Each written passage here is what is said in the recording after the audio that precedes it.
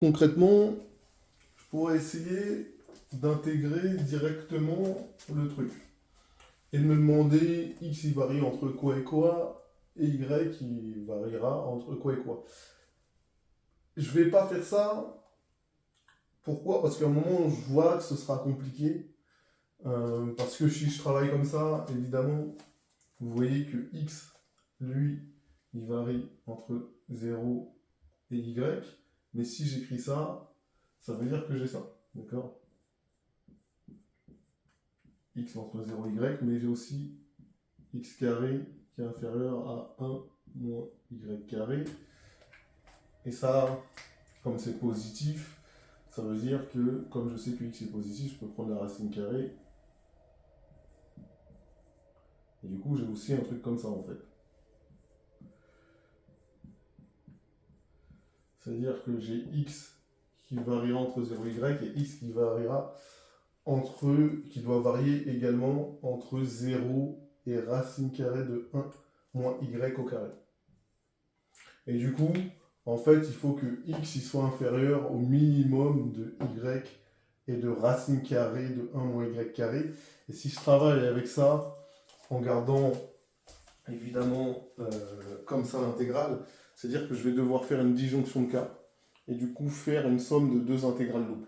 D'accord? Distinguer quand est-ce que le minimum c'est y et quand est-ce que le minimum c'est 1 moins y carré, même si c'est facilement étudiable parce que moi j'ai juste à résoudre ça en fait dans l'absolu. Hein. Vous avez juste à résoudre y inférieur à 1 moins y carré. D'accord? Quand vous élevez au carré, ça vous fait y carré inférieur à 1 moins y carré. Ça vous fait 2y carré inférieur à 1. Et ça vous fait y carré inférieur à 1 demi. Et comme là on est avec des positifs, hein, évidemment, ça va vous donner uniquement, hein, parce qu'on est avec des positifs, ça va vous faire évidemment y inférieur à 1 sur racine de 2. D'accord? Donc je devrais distinguer le cas où y il est entre 0 et racine de 2 et quand le cas où y il est entre 1 sur racine de 2 et 1. Évidemment, il faut qu'y il soit inférieur à 1, sinon là, ici, là, ça ne marche pas. D'accord? Parce que si y est plus grand que 1, x carré devient négatif, ce qui n'est pas possible. Et donc on ne va pas faire ça. On va certainement pas faire ça et on va passer en coordonnées polaires. Et en coordonnées polaires, on se rappelle que du coup, x égale r cos θ. Je vais avoir y égale à r sinus θ. Et dx dy, c'est r d θ dr. D'accord? Voilà, quand je passe en coordonnées polaires, c'est comme ça que ça se passe. D'accord? Parce qu'on est en deux dimensions. Évidemment, comment on trouve ça? Vous vous rappelez, hein, de toute manière, comment on fait? C'est grâce aux jacobiens. Mais là, comme on est en deux dimensions, quand on passe en coordonnées polaires, on tombe là-dessus quoi qu'il arrive. Du coup, c'est là où c'est intéressant, parce que ici, du coup, moi, mon intégrale ici, ce qu'il faut que je sache, c'est que du coup, pour mon domaine, d'accord, c'est-à-dire que j'ai x inférieur à r cos θ inférieur à r sinus θ. Ok?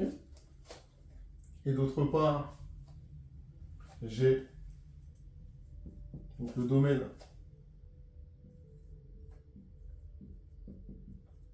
quand on travaille, je sais que j'ai ça.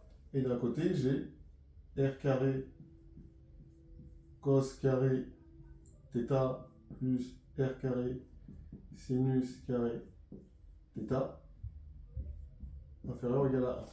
Mais comme vous savez, cos carré θ plus sinus carré θ, ça fait 1, ça me fait r carré inférieur ou égal à 1. D'accord? Et évidemment, R c'est un nombre positif, hein. On considère que R c'est un rayon, donc il est positif, donc ça me fait R inférieur à 1. Et comme il est positif, en fait, c'est-à-dire que j'ai R entre 0 et 1. D'accord? Et c'est là où c'est intéressant. Et du coup, bah là, ça me fait cos θ, sinus θ. Je peux diviser par R qui est positif. Et du coup, ça me fait 0 cos θ, sinus θ.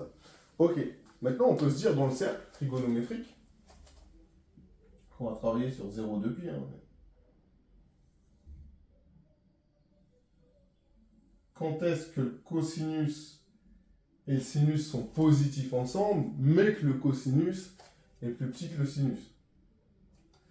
Donc déjà, j'ai l'angle 0, j'ai l'angle pi, et j'ai l'angle qui fait 2pi.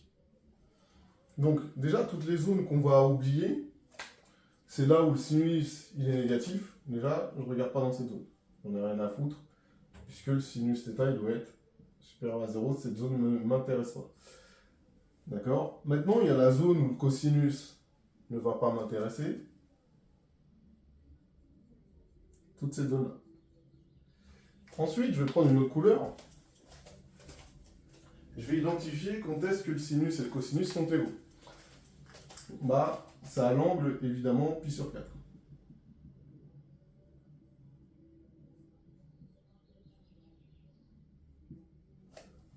Avant pi sur 4, il est mal mis, le pi sur 4, il est là. D'accord. Avant pi sur 4, vous voyez bien que le cosinus, il est plus grand que le sinus. Donc, je ne peux pas prendre cette zone-là. Et après pi sur 4, vous voyez que c'est le sinus qui l'emporte. Donc, moi, je sais que θ, ici. Donc, ça veut dire que mon θ, lui, varie entre pi sur 4 et pi sur 2.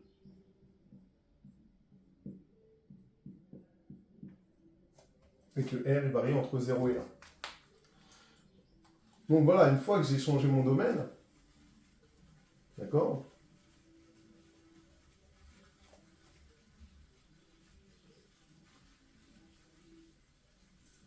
Bah, je peux recalculer mon intégrale. Donc, mon intégrale, on se rappelle que c'est l'intégrale, évidemment, sur le domaine de x plus y au carré dx dy. Sauf que là, avec mon changement, évidemment, passage en coordonnées polaires, ça me fait l'intégrale double, donc je vais mettre de r cos θ plus r carré sinus carré θ fois r dθ dr. D'accord? Puisque dx dy c'est r dθ dr. Autrement dit, j'ai ici du r carré et ici du r au cube.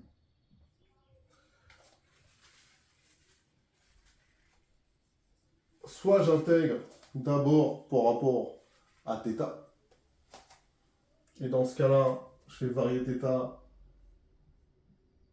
entre pi sur 2 et pi sur 4. Et ensuite, j'intègre évidemment par rapport à R qui varie entre 0 et 1. Voilà ce que vaut mon intégrale. Comprenez bien que quand j'intègre par rapport à θ, il faut une grosse parenthèse, quand j'intègre par rapport à θ, R est vu comme une constante. D'accord?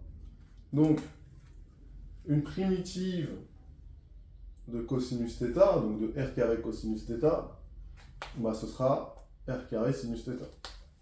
Donc, ce sera l'intégrale entre 0 et 1. Donc, entre crochets, je vais mettre r carré sinus θ plus, il me faut une primitive de ça. Donc, le r au cube, il est toujours vu comme une constante. Après, la question, c'est quelle est une primitive de sinus carré θ? Bah, sinus carré θ, il faut que je le réécrive autrement. Je rappelle que sinus carré θ, du coup, c'est 1 demi moins cos de θ sur 2. Alors ça, c'est formule de Trigo que vous devez connaître. Donc, pour faire la démonstration un jour, si vous voulez. Donc, quand je dois primitiver ça, primitive de 1 demi, évidemment, ce sera 1 demi, bah, pas de x, mais si je primitive par rapport à θ, 1 demi de θ. Et la primitive de cos de θ sur 2, bah, évidemment, ce sera 1 quart du sinus de θ. Et donc, ici, j'aurai R facteur de 1 demi de θ moins 1 quart du sinus de 2θ entre crochets. Et ici, il faut que je mette dr. Donc, je vais effacer ce que j'ai mis là pour avoir de la place. Alors, évidemment, je vais calculer d'abord la valeur en... J'ai inversé les bornes, qu'est-ce qui m'a pris? Là, j'avais pas vu que j'avais inversé les bornes ici. Hein. N'importe quoi, c'est pi sur 4, pi sur 2. Donc là, j'ai inversé les bornes sans faire exprès. Donc ça, c'est une grave erreur. Ici, j'ai pi sur 2. Ici, j'ai pi sur 4. D'accord? Pardonnez-moi. Donc là, j'ai repris les bonnes bornes. Désolé. Et rajouté la parenthèse qui manquait. Donc, moi, je vais calculer la valeur en pi sur 2 et la valeur en pi sur 4. Donc, je vais faire valeur en pi sur 2 moins valeur en pi sur 4. Donc, je vais vous simplifier évidemment le résultat. Donc, il nous reste r carré plus pi sur 4 r au cube moins r carré sur racine de 2. D'accord? Moins r au cube fois pi sur 8 moins 1 quart r au cube sur 4. Donc là, il ne faut pas se tromper évidemment. Ici, il y a un r au cube. Voilà. Bon, ça, tout ça, c'est facile à primitiver. Donc, une primitive de r carré, c'est r au cube sur 3, hein, puisque maintenant on intègre par rapport à r. Une primitive de pi sur 4 r au cube, bah, ce sera pi sur 16 r exposant 4. Une primitive de moins r carré racine de 2, c'est moins r au cube sur 3 racine de 2. Une primitive de r au cube fois pi sur 8, ce sera moins r exposant 4 sur 32 fois pi. Et l'autre, une primitive de R3 sur 4, c'est R4 sur 7. Tout simplement. Et donc, maintenant, on va calculer valeur en 1 moins valeur en 0. La chance qu'on a, c'est que la valeur en 0, elle vaut 0. Et voilà le résultat. Donc, on a 1 tiers plus pi sur 16 moins 1 sur 3 racine de 2 moins pi sur 32 plus 1 16e. Évidemment, on peut faire une plus belle écriture en mettant tout au même dénominateur. Là, je ne vais pas le faire. Ça, c'est largement à votre portée. Et donc, voilà comment on calcule cette intégrale double. À bientôt.